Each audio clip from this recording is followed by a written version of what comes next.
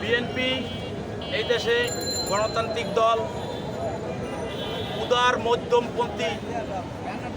মধ্যম গণতান্ত্রিক পন্থার অবলম্বনকারী জাতীয়তাবাদী দল বিএনপি। চাঁদাবাজের তোকমা দিতেছে, আর ভিন্ন ভিন্ন সংগঠন আছে, তারা বিভিন্ন অফিস আদালতে তারা নরম চেয়ারে বসে বসে তারা কিন্তু চাঁদা খাচ্ছে, আর আমাদের দিকে আঙুল তুলছে।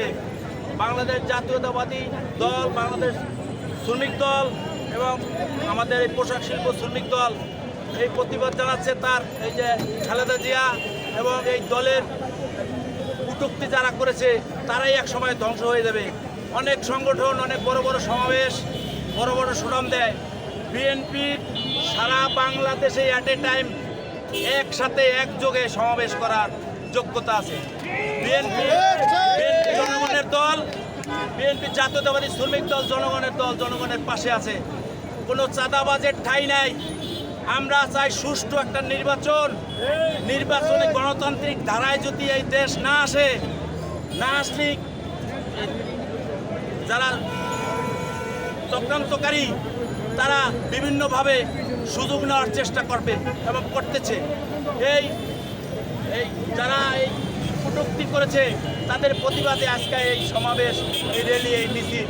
এবং সুমন ভূঁইয়া, ঢাকা মহানগর দক্ষিণের জননেতা জনাব সুমন ভূঁইয়া এবং বদরুল আলম সবুজের নেতৃত্বে আমরা ঢাকা মহানগর দক্ষিণ জাতীয়তাবাদী শ্রমিক দল এবং পোশাক শিল্প শ্রমিক দল, আমরা সবুজ ভাই সুমন ভাইয়ের সাথে আছি, সবসময় আছি, মাঠে আছি।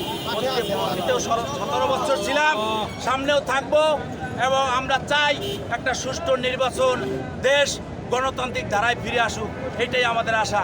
বাংলাদেশ আওয়ামী লীগ ছাড়া, এই ফ্যাসিস্ট আওয়ামী লীগ ছাড়া যত গণতান্ত্রিক মনা মানুষ আছে তারা চায় এই দেশে সুষ্ঠু একটা নির্বাচনের মাধ্যমে দেশ ব্যবসা বাণিজ্য, বিদেশি বাণিজ্য, আমদানি রপ্তানি এবং স্থিতিশীল অবস্থায় রাষ্ট্র আসলে মানুষের ব্যবসা বাণিজ্য বৃদ্ধি হবে, শ্রমিকরা নির্বিঘ্নে কাজ করতে পারবে এবং শ্রমিকের ন্যায্য অধিকার আদায় হবে। এই আশাই আমরা করি। সুন্দর একটা নির্বাচন, গণতান্ত্রিক ধারায় ফিরাওয়া ছাড়া কোনো রাস্তা নাই, এটাই আমাদের বক্তব্য।